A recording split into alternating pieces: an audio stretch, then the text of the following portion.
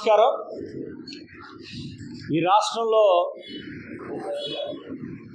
క్రైస్తవుల్ని రెచ్చగొట్టి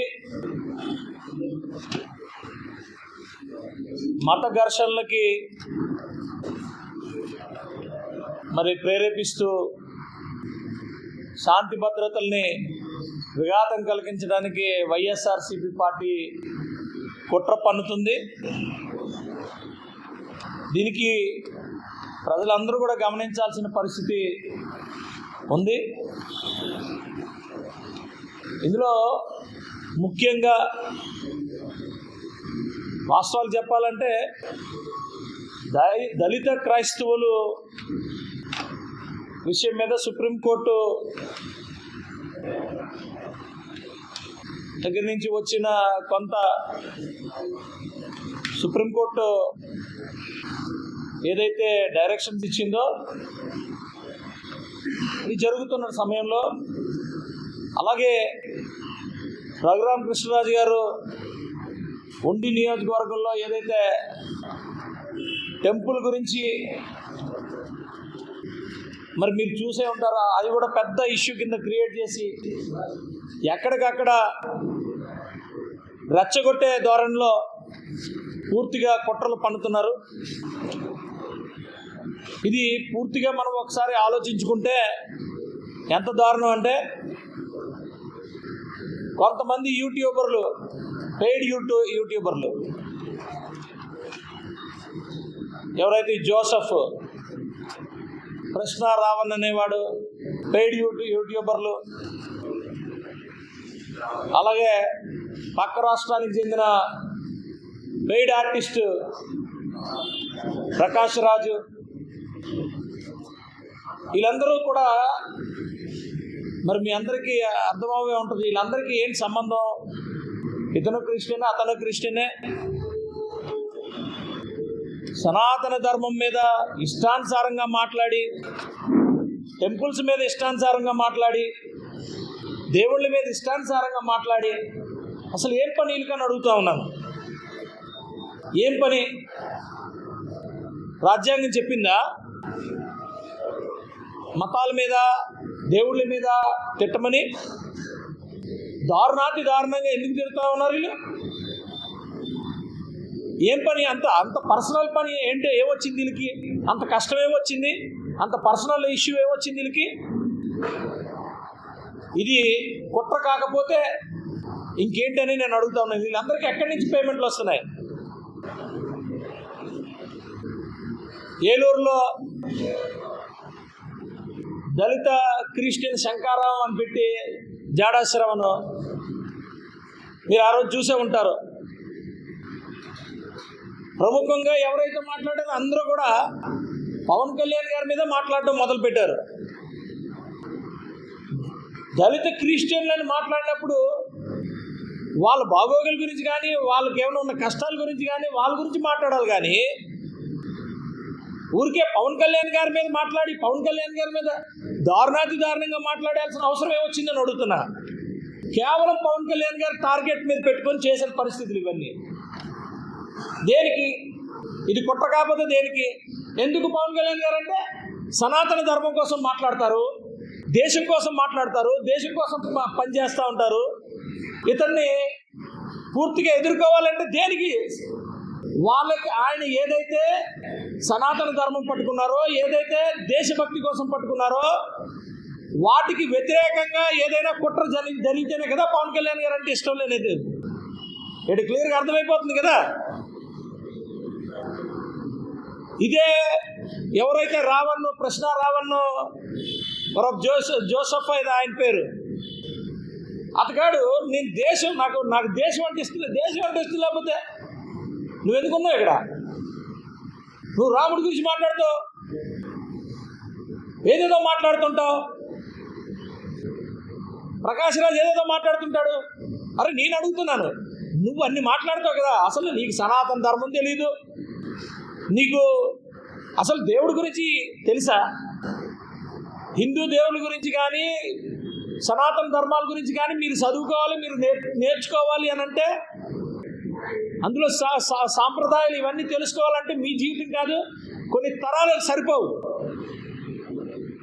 సగం మిడిపెట్టి జ్ఞానాలతో ఏటో మాట్లాడి 10 మంది ఎవరో వేసుకొని ముందేసుకొని నవ్వుకొని వాళ్ళని అనవసరంగా వాళ్ళని తప్పుదారి పట్టించి ఏది పడితే అది మాట్లాడడం అంటే ఏమొచ్చింది నీకని అడుగుతున్నా.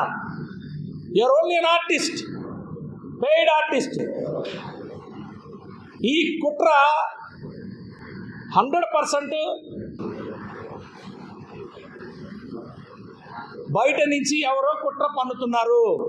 మన దేశాన్ని విచ్ఛిన్నం చేయడానికే కుట్ర పన్నుతున్నారు.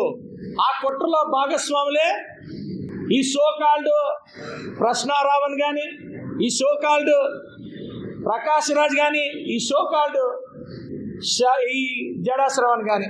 పాపం జడా శ్రవణ్కి అర్థం కాల. ఎప్పుడైతే ఈయన యాక్టివిటీస్, ఈ ప్రశ్నారావణ్ యాక్టివిటీస్ అన్నీ కూడా ఉపా చట్టం కిందకు వచ్చాయో కంగు తిన్నాడు మనిషి. ఏదేదో మాట్లాడుతూ ఉంటాడే. ఒక మామూలు లైన్ మ్యాన్ కొడుకు సరే అయ్యాడు, జడ్జి అయ్యాడు, ఎందుకు రిజైన్ చేసావు? సడన్గా ఎందుకు రిజైన్ చేసావు అని అడుగుతున్నా. నీకేమైనా బయట ఏమైనా బోల్డ్ ప్రాక్టీసులు ఉన్నాయా? నువ్వేమో చెట్టు కింద ప్లేటర్కి బెయిల్ ఇచ్చే ప్లేటర్కి మధ్యలోని ఉన్నావు. చెట్టు కింద ప్లేటర్కి బెయిల్ ఇచ్చే ప్లేటర్కి మధ్యలో ఉన్నావు. నువ్వు దేనికి నువ్వు ఇది చేసావని నేను అడుగుతా ఉన్నాను. నేను ఇవన్నీ కేవలం కుట్ర. ఆ కుట్ర ఇది పూర్తిగా బయట నుంచి వచ్చే ఫండెడ్ కుట్ర. ఇదంతా ఫండ్ చేసి మరీ కుట్ర పన్నుతున్నారు. దాంట్లో వీళ్ళందరూ కూడా భాగస్వాములుగా ఉన్నారనేది ప్రజలు అర్థం చేసుకోవాలి. దీనికి మేము క్లియర్గా మాట్లాడుతున్నాం. పోలీసు వారు కూడా పూర్తిగా దీన్ని ఛేదించాలా, దీన్ని విచారణ చేయాలా. విచారణ చేసి పూర్తిగా ఛేదించాల్సిన పరిస్థితి అయితే ఎంతైనా ఉంది. ఎలా వదిలేస్తావు నాకు అర్థం కాదు. నీ దేశాన్ని మాట్లాడుతుంటే, నీ దేశం గురించి మాట్లాడుతుంటే ఎలా వదిలేస్తావు? నేను దేశం కోసం పనిచేస్తున్నాం ఈరోజు ఇక్కడ. దేశం కోసం పనిచేసేటప్పుడు ప్రజాస్వామ్య దీంట్లో 100% మేము మాట్లాడతాం. అన్ని మతాలు, అన్ని కులాలకి గౌరవించాం. ఎక్కడ కూడా ఎప్పుడు కూడా ఎవరితోని మాట్లాడడానికి లేదు. ఆపోజిట్కి ఎలా మాట్లాడతారు? నేను అడుగుతున్నాను, ఏ క్రిస్టియను పక్క నిజంగా ఒక క్రిస్టియనో, ముస్లిమో, హిందువో వాళ్ళ నమ్మకాలు, ఆ భగవంతుడిని ప్రార్థించుకుని ఆ భగవంతుడిని ఇచ్చేసుకుని వెళ్తారు. కానీ పక్క దేవుణ్ణి తిట్టే వాళ్ళు ఎవరు ఉండరు. నాకు తెలిసి తిట్టరు. ఎందుకు తిట్టాలండి? దేనికి తిట్టాలని అడుగుతున్నా. నీకేం తెలుసా దేవుడి గురించి అని అడుగుతున్నా. ఏమీ తెలియని మిటమిటి జ్ఞానాలతోనే ఈరోజు రెచ్చగొడుతున్నారే. దేనికి రెచ్చగొట్టాలా? క్రిస్టియన్లు ఎందుకు రెచ్చగొట్టాలా నేను అడుగుతున్నా. ఆ కుట్ర ఏంటని అడుగుతున్నాను నేను. ఏదో మాట్లాడితే ప్రకాష్ రాజు మీకందరికీ తెలుసా, ధర్మస్థలి అక్కడ కుట్ర పన్నాడు. అక్కడ కుట్ర పని ఆ దేవాలయాలంతా కూడా ఏదో అదైపోయింది అని చెప్పి కుట్ర పని ఆఖరికి ఏమైంది? ఎవడైతే కుట్ర పన్నాడో దొరికేశాడు కదా, చిన్నయ్య ఏదో ఉంటుంది ఆయన పేరు. చిన్నయ్య అని ఒక వ్యక్తి ఉన్నాడు, ఆయన పేరు. అందులో కుట్రదారుడే. ఆయన బయట పెట్టేశాడు ప్రకాష్ రాజ్ విషయం అంతానా. అక్కడి నుంచి ఇక్కడికి వచ్చాడు చాలా డీసెంట్గా. ఏం మాట్లాడుతున్నాడు ప్రకాష్ రాజ్? నాకు అర్థం కాలే. ఏం మీకు అవసరం ఏంటని అడుగుతున్నా.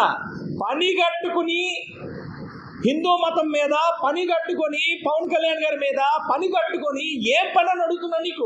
నీకు వచ్చిన నష్టం ఏంటి? నీకు వచ్చిన కష్టం ఏంటి అని అడుగుతున్నా. కేవలం నువ్వు డబ్బులు తీసుకోవడానికే, కేవలం డబ్బులు తీసుకొని ఈ పని చేయడానికే మీరు చేస్తున్నారు. ఇది ఇక్కడ అంతనా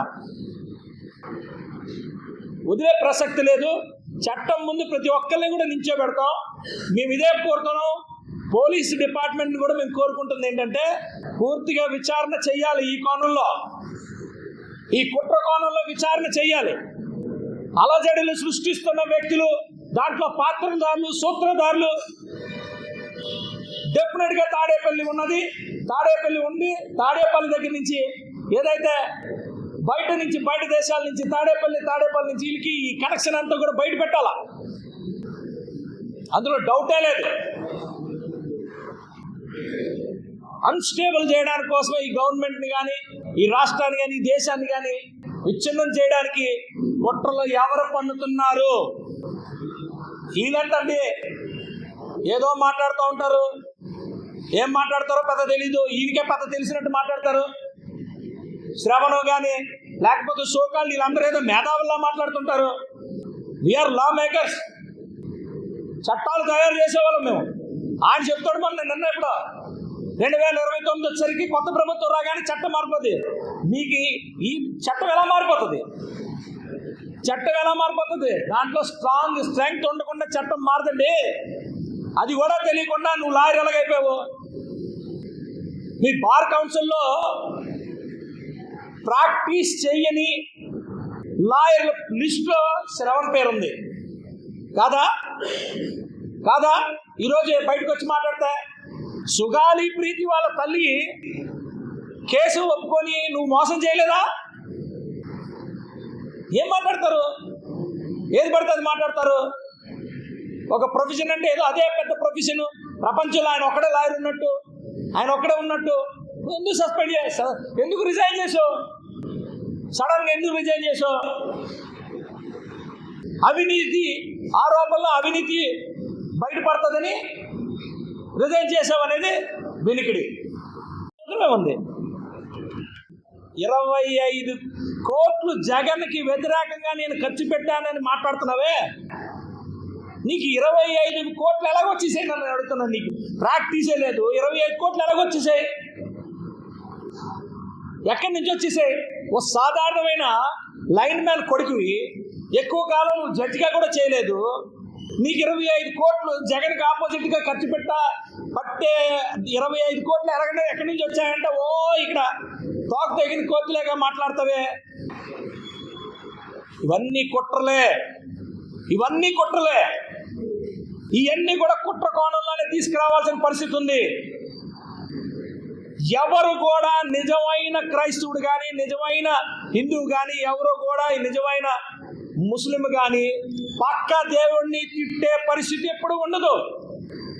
నమ్మకం, భగవంతుడి మీద నమ్మకం ఉన్నవాడు ఎవరైనా సరే భగవంతుడిని ప్రార్థించుకుని నా కష్టమో నా సుఖమో తండ్రి నీకు చెప్పుకుంటానని మాత్రమే అంటారు తప్పితే పక్కోళ్ళు దేవుడు కాదు, పక్కోళ్ళు ఇది కాదు. మీరు చూశారు కదా 1924 మధ్యలో రాముడి శిరస్సు కట్ చేయాల్సిన అవసరం ఏమొచ్చిందని అడుగుతున్నాను నేను. అనేకమైన దేవాలయాల్ని ఎరగొట్టాల్సిన అవసరం ఏమొచ్చిందని అడుగుతున్నా.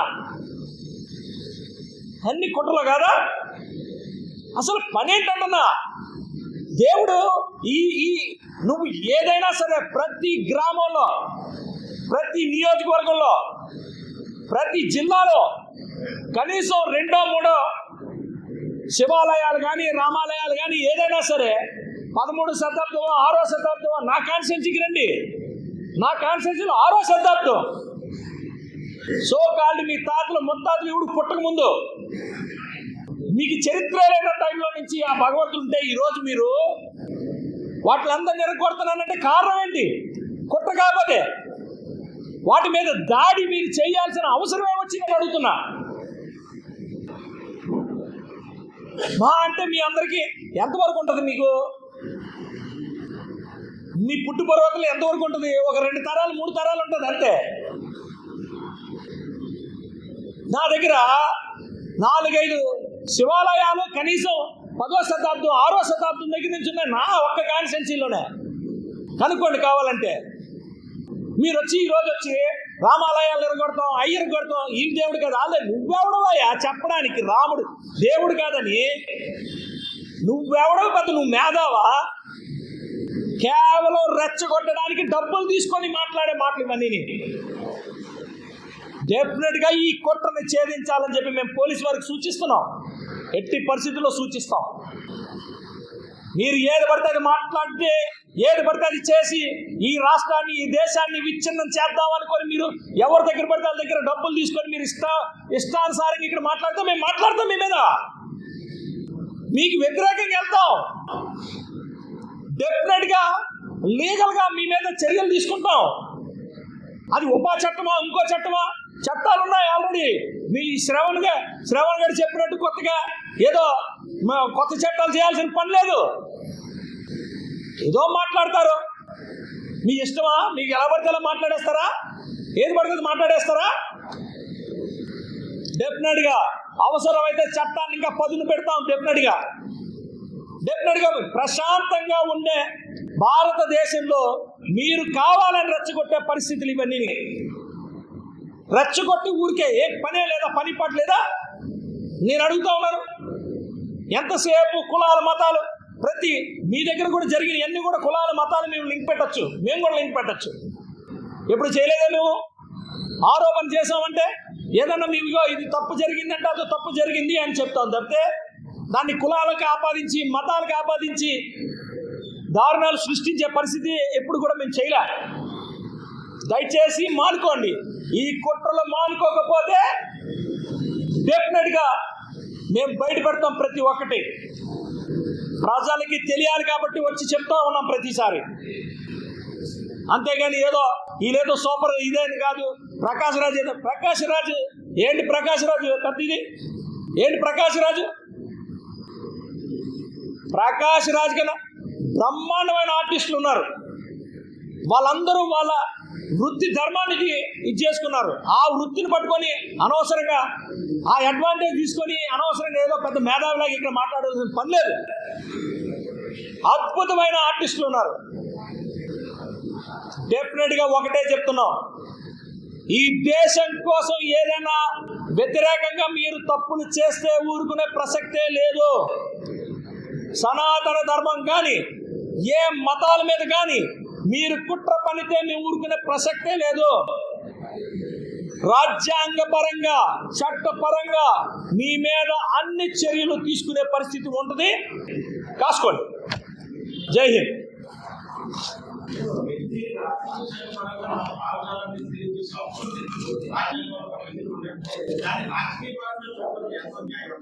రాజకీయ ఎవరాలు ఇప్పుడు మీరు ఎవరు మాట్లాడారు? ఏమండి, ఎవరు ఉండండి, ఎవరు వ్యక్తిగత విమర్శ ఎవరు చేశారు? వ్యక్తిగత విమర్శలు ఎవరు? మీరు అడుగుతున్న క్వశ్చన్ కరెక్ట్గా లేదు. మీరేం అడుగుతున్నారు? ఎవరు వ్యక్తిగత మీద వెళ్ళాను నేను? ఎవరు వ్యక్తిగత? వినండి, రాజకీయం అంటే అందరికీ సంబంధించింది. ఇది రాజకీయ పరంగా వ్యక్తిగతం ఎవరు వ్యక్తిగతంగా వెళ్ళారు? అంటే ఏంటి? రాముడు అలా కాదండి. ఎవరు ఏమని ఒక్కసారి స్వేచ్ఛ ఏమండి? మీరు ఫస్ట్ రాజ్యాంగంలో అలా కాదు, భావ స్వేచ్ఛ గురించి వాటి గురించి ముందు చదువుకొని రండి. ఓకే, ఏం చదివారు? ఏంటి దేవుడిని తిట్టమని చదివారా? అందులో దేవుడిని తిట్టడం అలా కాదండి. దేవుడిని తిట్టడం స్వేచ్ఛ, దేవుణ్ణి తిట్టడం స్వేచ్ఛ. మీరు కమిట్ అవ్వండి. కెమెరాలో ఆయన చెప్పండి. దేవుణ్ణి తిట్టడం అలా కాదు, దేవుణ్ణి తిట్టడం స్వేచ్ఛ అని ఆయన అడుగుతున్నాడు. దేశాన్ని తిట్టడం స్వేచ్ఛ అని ఆ రాజ్యాంగంలో ఉన్నాడని చదువుకొని వచ్చానంటున్నాడు. కెమెరాలో ఆయన చెప్పండి. తప్పది. దేవుణ్ణి తిట్టడానికి స్వేచ్ఛ రాజ్యాంగంలో ఇవ్వలా. అలాగని అది భావస్వరూపం కాదు. అది ఈ దేశం నాది కాదు, దేశం అవసరం నాకు ఇష్టం లేదు అనడం అది ఎవరు ఇది కాదు. అది మాట్లాడేటప్పుడు స్వేచ్ఛకి కూడా కొన్ని పరిధులు ఉంటాయి. అదే అడుగుతున్నాం. అలాగే అడుగుతున్నాం. దేవుడికి కాదండి.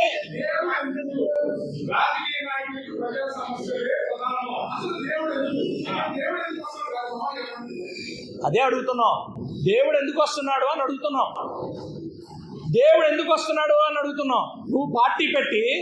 నువ్వు ఒక పార్టీ పెట్టి నువ్వు రాజకీయంగా మాట్లాడాలి కానీ దేవుడిని ఎందుకు తిట్టే వాళ్ళందరినీ తీసుకొచ్చి నువ్వు అక్కడ పోగేసుకొని మాట్లాడతావు?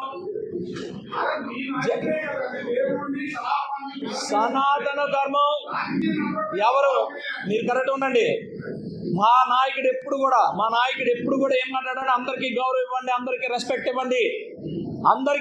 ఇవ్వండి అని చెప్పాడు. ఎప్పుడు మా నాయకుడు మాట్లాడాడు?